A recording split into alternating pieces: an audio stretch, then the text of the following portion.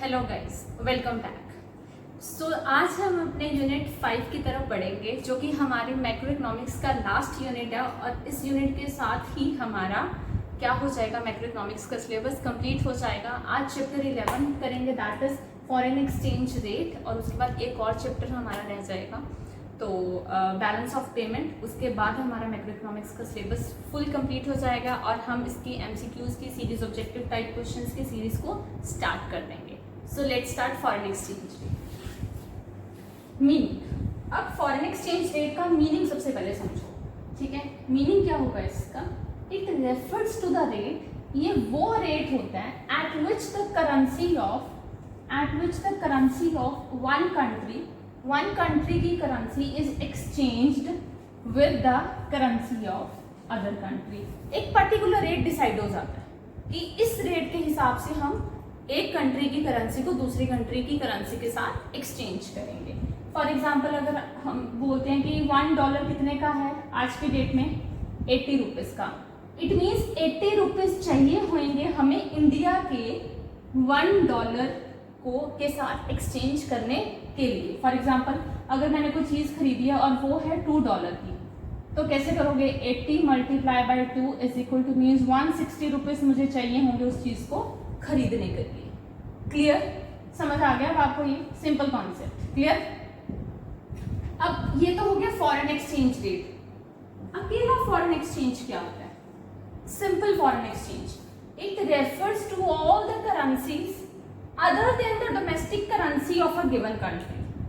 सब करेंसीज आएंगी एक अपनी डोमेस्टिक करेंसी को छोड़ के, मीन्स इंडियन रुपी को छोड़ के बाकी सब करेंसीज इसमें आएंगी। डॉलर आएंगे, पॉन्ड्स आएंगे, हर चीज आ जाएगी उसमें, ठीक है। जितनी भी जिस कंट्री में जो चीज की करेंसी को बोलते हैं वो हर करेंसी इसमें आ जाएगी, एक अपनी डोमेस्टिक करेंसी मीन्स रुपी को छोड़ के। क्लियर? तो ये आपको आई होप क्लियर हो गया होगा। इसका मीनिंग और इसका मीनिंग दोनों में फर्क है। फॉरेन एक्सचेंज रेट एक अलग रेट होता है जो डिसाइड होता है एक कंट्री की करेंसी को एक्सचेंज करने के लिए दूसरी कंट्री की करेंसी के साथ एक्सचेंज करने के लिए, और फॉरेन एक्सचेंज एक अलग है। फॉरेन एक्सचेंज मीन्स हर करेंसी आएगी एक डोमेस्टिक करेंसी को छोड़ के। क्लियर?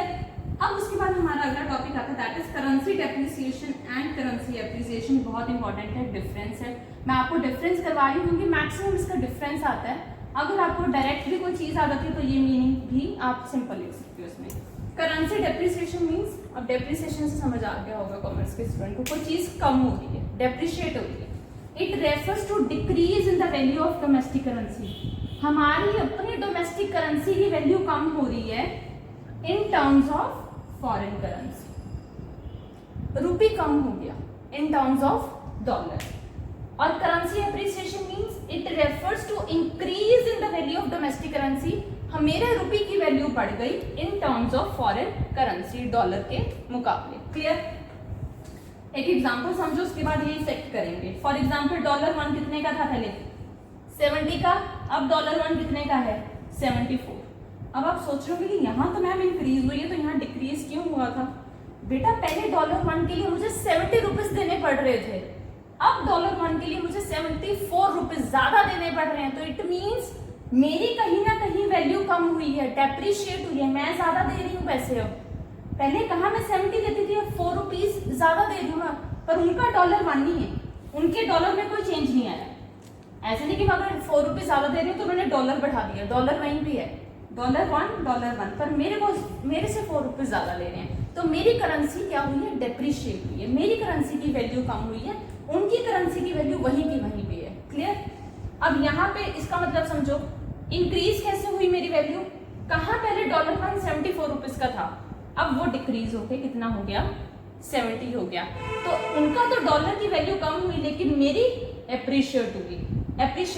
पहले मैं $1 के लिए 74 रुपीज दे रही थी, अब मैं उसी डॉलर के लिए सिर्फ 70 रुपीज दे रही हूँ, तो मेरी वैल्यू बढ़ गई है रुपी की। क्लियर? अब इसका इफेक्ट क्या पड़ेगा इंपोर्ट और एक्सपोर्ट पे? करेंसी डेप्रिसिएशन, जब करेंसी डेप्रिसिएशन होगी तो क्या होगा? It makes domestic goods cheaper in foreign country. बेटा, कहाँ पहले $1 में 70 रुपीज वो दे रहे थे, ठीक है, अब $1 के लिए 74 रुपीज है मेरे इंडिया के, तो मेरे को domestic goods cheaper in foreign country as more of such goods can now be purchased with same amount of foreign currency, so it leads to increase in exports. कहाँ $1 में पहले सिर्फ 70 रुपीज थे, अब $1 में ही 74 रुपीज। एक्सपोर्ट्स बढ़ जाएंगे, exports बढ़ जाएंगे ना हमारे ऑटोमेटिकली। क्लियर? एक्सपोर्ट्स किसको बोलते हैं? इंडिया से कोई चीज बाहर जा रही है। क्लियर? $1 में सिर्फ 70 रुपीज लेते थे, अब और ज्यादा मिल रहा है उनको, तो वो एक्सपोर्ट्स ही करवाएंगे ना हमसे। और यहाँ पे क्या हो जाएगा? इंपोर्ट्स बढ़ जाएंगे। It makes foreign goods cheaper in domestic country. अब मैं करवाऊंगी इंपोर्ट, मैं क्यों इंपोर्ट करवाऊंगी? पहले $1 पे 74 रुपीज की चीज आती थी, अब 70 की आएगी। अब मैं इंपोर्ट करवाऊंगी, ज्यादा से ज्यादा इंपोर्ट करवाऊंगी। क्लियर? तो ये था हमारा currency depreciation and currency appreciation का डिफरेंस, जो कि 3 मार्क्स के लिए बहुत इंपॉर्टेंट है। आई होप ये क्लियर कॉन्सेप्ट क्लियर हो गया होगा। एक बार इसका स्क्रीनशॉट ले लो तो आगे चलते हैं। So the next one is types of foreign exchange rate. Number 1 is fixed exchange rate system. Fixed से ही आप लोगों को पता चल रहा होगा कि ये एक चीज फिक्स्ड है जो गवर्नमेंट ने कर देनी है। It refers to a system in which, वो system in which exchange rate for a currency is fixed by the government. पूरा जो भी फिक्स होता है, कितना करना है करेंसी का, क्या रेट रखना है, everything is fixed by the government. Second point is it ensures stability in foreign trade and capital movements. ये इसका मेन ऑब्जेक्टिव पता क्या होता है इस एक्सचेंज रेट सिस्टम का? It ensures stability in foreign trade, कि मतलब जो इंपोर्ट या एक्सपोर्ट हम जितना भी ट्रेड कर रहे हैं उसमें स्टेबिलिटी रहती है। स्टेबिलिटी कैसे रहेगी? इस पॉइंट के बाद फटाफट से इस पॉइंट को देखो। Government has to maintain large reserves of foreign currencies. हमारी गवर्नमेंट अपने पास बहुत ज्यादा रिजर्व्स रखती है to maintain exchange rate at the level fixed by it, ताकि वो एक मेंटेन रहे एक्सचेंज रेट। अब आप सोच रहे होंगे कि क्यों रखती है वो अपने पास करेंसी हमारी गवर्नमेंट? वो इस करके रखती है, एक और पॉइंट ऐड ऑन कर लो, दैट इज कि जब तो फॉरेन का जितनी करेंसी होती है वो अगर डाउन चल रही हो, ठीक है, कि अगर मतलब मेरी रुपीज 70 से 74 हो गया, ठीक है, तो इसमें क्या होता है? एक्सपोर्ट्स होते हैं ज्यादा। जब 74 से 70 हो जाता है तो फिर वो क्या करते हैं? सेल कर देते हैं। ठीक है, जब डॉलर महंगा हुआ तो सेल कर दिया, जब डॉलर सस्ता हुआ तो क्या हो गया? परचेज कर ली फॉरेन करेंसी। क्लियर? अगर डॉलर 80 रुपीज का है तो वो क्या कर देंगे?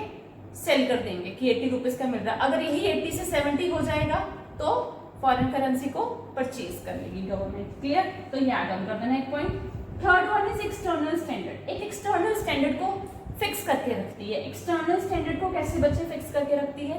कि अगर हमने अपनी करेंसी को किसी और करेंसी के साथ एक्सचेंज भी करना है in terms of gold, silver या किसी और मेटल के साथ, तो वो एक्सटर्नल स्टैंडर्ड एक सेट करके रखती है। When value of domestic currency is tied to the value of another currency, जब हम अपनी डोमेस्टिक करेंसी रुपी को किसी और करेंसी के साथ टाई अप करते हैं उसको क्या बोलते हैं? पेगिंग। ये point, this point is very very important, 1 mark के लिए टिक कर लो। Clear? Parity value. Parity value क्या होती है? अगर मैंने अपनी करेंसी को गोल्ड वगैरह के साथ एक्सचेंज किया है तो that is known as the parity value of currency. Clear? I hope fixed exchange rate system समझ आ गया होगा कि क्या होता है, गवर्नमेंट कैसे करती है। Second point is flexible exchange rate. अब फ्लेक्सिबल और फिक्स्ड से ही पता चल गया होगा, फिक्स्ड गवर्नमेंट सब कुछ देख रही है। फ्लेक्सिबल में क्या है? It refers to a system in which exchange rate is determined by forces of demand and supply of different currencies in the foreign exchange market. अब फॉरेन एक्सचेंज मार्केट के हिसाब से चलेगा यहाँ सिस्टम सारा। किसके हिसाब से? Demand and supply of different currency. किस करेंसी की ज्यादा डिमांड हो रही है, किस करेंसी की ज्यादा सप्लाई करनी है, उसको बोलते हैं फ्लेक्सिबल। उस हिसाब से रेट होगा इसका। So in this value of currency fluctuate freely.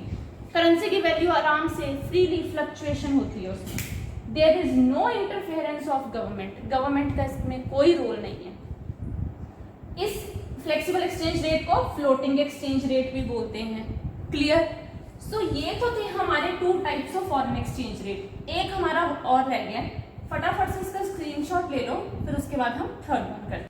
So the third one is managed floating rate system. It refers to a system in which foreign exchange rate is determined by, कौन इसको करता है, market forces and central bank. अब इसमें market force भी आ गया और central bank means government का भी हो गया और डिमांड एंड सप्लाई भी हो गई है। Influences the exchange rate through intervention in the foreign exchange market. ये दोनों ही अब इसमें इंटरफेयर करते हैं, किसमें करते हैं, फॉरेन एक्सचेंज मार्केट। क्लियर। अब जब सेंट्रल बैंक भी है और मार्केट फोर्स भी है तो कहीं ना कहीं this system is a hybrid of fixed exchange rate and flexible exchange rate system, दोनों का मिक्सचर हो गया ये। Clear. Next point is central bank maintains reserves of foreign exchange. क्यों सेंट्रल बैंक मेंटेन करके रखता है, ताकि एक मींस डिसाइडेड जितनी है हमारा रेट उस लिमिट में ही रहे हमेशा। जब भी हम एक्सचेंज करें उस लिमिट में ही रह के अपने रिजर्व्स को क्या करें, एक्सचेंज करें। This one is also known as dirty floating. Dirty floating भी हम बोलते हैं मैनेज्ड फ्लोटिंग रेट सिस्टम को भी। फिक्स्ड में गवर्नमेंट होती है, फ्लेक्सिबल में demand and supply means market force आ जाती है, और मैनेज्ड फ्लोटिंग रेट सिस्टम में मार्केट फोर्स भी है और सेंट्रल बैंक भी इंटरफेयर करता है। तो इसी के साथ आज की वीडियो हमारी कंप्लीट होती है और हमारा टॉपिक मैक्सिमम 1 या 2 और अपकमिंग वीडियोस में ये चैप्टर कंप्लीट हो जाएगा। सो प्लीज अगर आपको कोई भी डाउट है तो कमेंट सेक्शन में बताइए, उसको मैं क्लियर कर दूंगी। अगेन आई एम रिपीटिंग कि आपकी ऑब्जेक्टिव टाइप क्वेश्चंस की सीरीज आने वाली है बहुत जल्द, जैसे मैक्रो इकोनॉमिक्स कंप्लीट हो जाएगी, एक चैप्टर रहेगा balance of payment. Till then जिन्होंने अभी तक चैनल को सब्सक्राइब नहीं किया है प्लीज सब्सक्राइब करो, ज्यादा से ज्यादा लाइक एंड शेयर करो अपने फैमिली एंड फ्रेंड्स में। एंड टेक केयर, मिलते हैं नेक्स्ट वीडियो में।